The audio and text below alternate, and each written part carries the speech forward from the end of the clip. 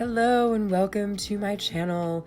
Thank you to everyone who became a new subscriber after the Don't Worry Darling video. I'm so glad you're here, and I really loved seeing all the thoughtful, intelligent comments on that video.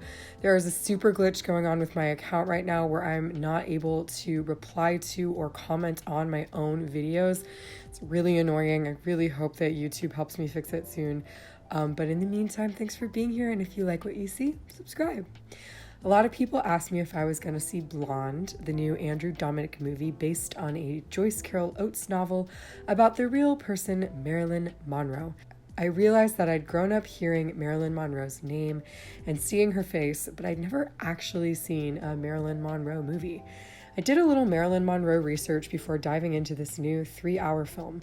Welcome to Blonde versus Marilyn Monroe.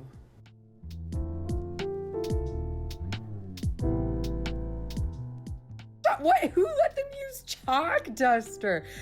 Blonde is a movie about a beautiful Cuban actress who plays American icon Marilyn Monroe. It's grade A filmmaking, to be sure. The visuals are beautiful, and Ana de Armas is captivating as Marilyn Monroe. But the TikToker who wrote that this woman is getting passed around more than a football at the Super Bowl was absolutely right. The male gaze in Blonde is inebriated. There's one POV shot where a man is literally beating her.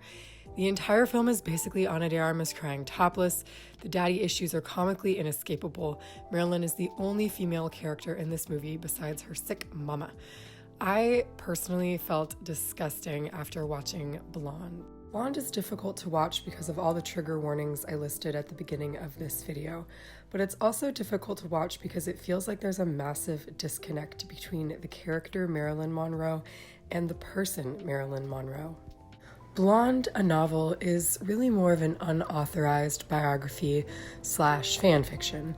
The story takes all the beats from Marilyn's real life, including her marriage to Joe DiMaggio, her marriage to Arthur Miller, her hit films, and her miscarriages. Side note, this film is weirdly anti-abortion, and there are way too many weird CG shots of this fetus, which are made even more uncomfortable by the fact that this is almost the only CG in the entire movie. Quite jarring. Blonde wants to show Marilyn Monroe as a victim, so the narrative removes all of her agency. Blonde's Marilyn is a victim of everything: her mentally ill mother, sexual abuse, the studio system, marriage, the government, the president, the 50s, her sensational career, and even her own beauty. It doesn't help that author Joyce Carol Oates believes she accurately represented the real Marilyn Monroe in her novel. In a 2022 interview with The New Yorker, Oates said, "But I went to school with these other girls who were often victimized. Their fathers may have been drinking, or they may have been ill, or they abandoned the family. There was a lot of poverty. Norma Jean Baker is one of those girls. I was probably drawn to writing about Marilyn Monroe because she did exemplify the kind of person who was a victim, who really didn't have any protection. She was like a girl, like in a fairy tale, like the beggar maid. Norma Jean Baker, had she not become a starlet and then Marilyn Monroe, she would have been sort of used up by the world." These quotes imply that everything that happened to Marilyn Monroe just happened to her. As we'll see in part 2, the real Marilyn Monroe struggled for control of her personal image. I found the last 30 minutes of the film, and I assume the end of the novel, to be the place where I felt the author was most actively seeking protection in the fiction category. When I was looking for a podcast to listen to learn about Marilyn Monroe's life, I found more podcasts about the conspiracy theories surrounding her death than I did about her actual life and career. The prevailing theory is that Marilyn Monroe had an affair with President John F. Kennedy, and his goons assassinated her.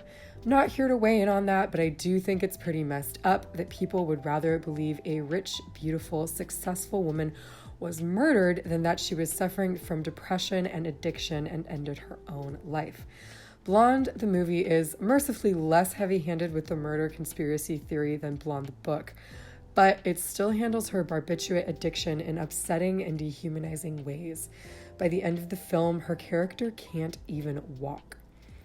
I watched Blonde all in one sitting because I really didn't want to revisit it later. It had some charms: the droning Nick Cave soundtrack, Ana de Armas's cute Spanish accent, her fat, dewy teardrops, how absolutely beautiful she is, the clever ways Andrew Dominik uses filmmaking to tweak reality. For almost 3 hours, I kept expecting something terrible to happen to Marilyn, and then I realized something terrible was already happening to Marilyn. She's in this movie! Throughout the movie, I kept thinking of the title of another video I saw, Let This Woman Rest. I do think Andrew Dominik and Joyce Carol Oates made the movie they wanted to make. I also feel like it's not landing well in a society that regularly sees women abused to the point of addiction and or death. Norma Jean Baker did not rise from the dregs of the foster care system and become one of the most legendary stars of the 20th century by floating around like an inflatable sex doll. She was assertive, studious, and she believed in herself. Let's meet the blonde in corner 2, the real Marilyn Monroe.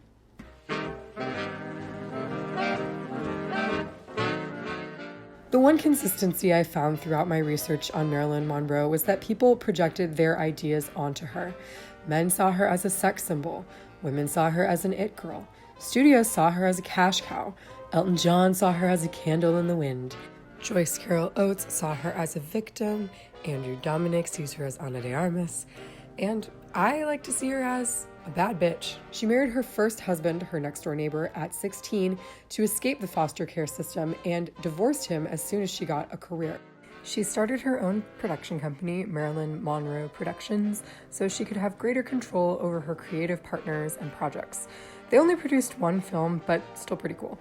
She married playwright Arthur Miller while he was being investigated by the House Un-American Activities Committee, an FBI organization that investigated quote-unquote communism in America.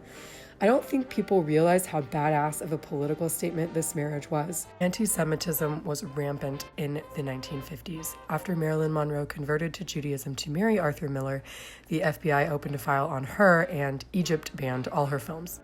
She played a gold digger on screen, but in real life, Marilyn made her own money.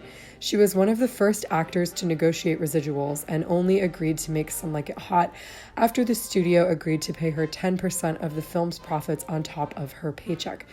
The press would often label Marilyn as difficult because she demanded many retakes, she spent a long time in hair and makeup, and she only worked with hand-picked directors and cinematographers towards the end of her career.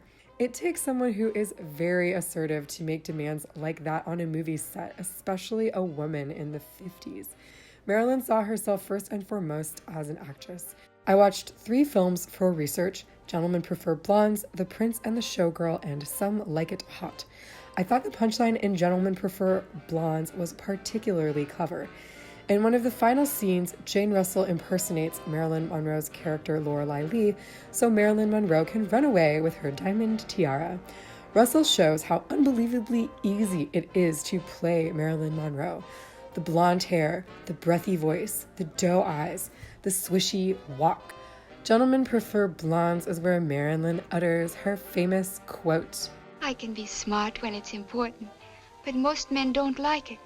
Femininity is also a punchline in Some Like It Hot, a film about 2 men playing women to escape mobsters. I liked Some Like It Hot. While problematic by today's standards, it's a pretty clever way of endorsing being gay in the 50s without actually endorsing being gay in the 50s. Marilyn famously hated making the movie, but she's perfect in it.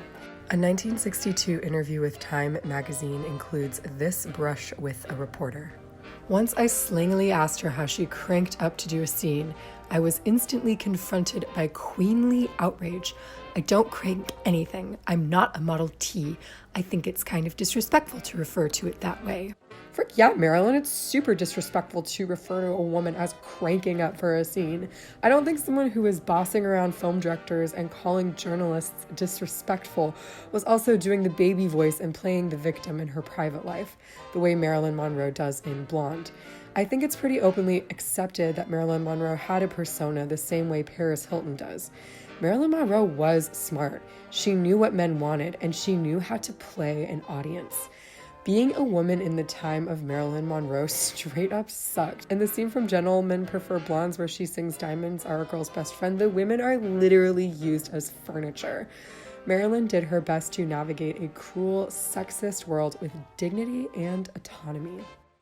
At least, that's what I'm telling myself. We'll never really know, and that's part of what makes Marilyn Monroe so captivating. She's a mystery.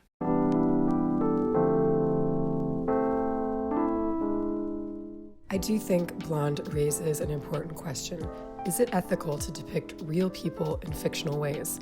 I think the trouble with Blonde is that it doesn't really present the character of Marilyn Monroe as a character. It represents her as the real thing. In the 2002 New Yorker Review, Anthony Lane writes, "The burden of the film is that Marilyn was, from first to last, a victim, inundated with prejudice, misogyny, and venom. Bedazzling, overlong, and unjust, Blonde does a grave disservice to the woman whom it purports to honor. Younger viewers who watch it without having seen any Marilyn movies will have no clue how funny she could be. It is as though Dominic, by putting us through the ordeal of this film, wants us to feel guilty for ever having delighted in Marilyn Monroe, and to shame us into forsaking further bliss. We must not like it hot." We can't separate Marilyn Monroe from the sexism of the time she lived and worked. Even the films created during her lifetime drip with misogyny. But we can find joy in unabashed femininity. Marilyn Monroe, like so many other maligned female icons, celebrated her own femininity in ways that empowered some and threatened others. It's easier to stream Blonde on Netflix than it is to watch virtually any of Marilyn's other movies. But I encourage you to spend $3.99 on Gentlemen Prefer Blondes or Some Like It Hot or one of her other many films that she made. Don't let Blonde be your authority on Marilyn Monroe. Let Marilyn speak for herself. Thank you so much for watching. Please like and subscribe and know that I see your comments and I love them, and I hope that I'll be able to reply to them as soon as YouTube fixes this glitch. Take care.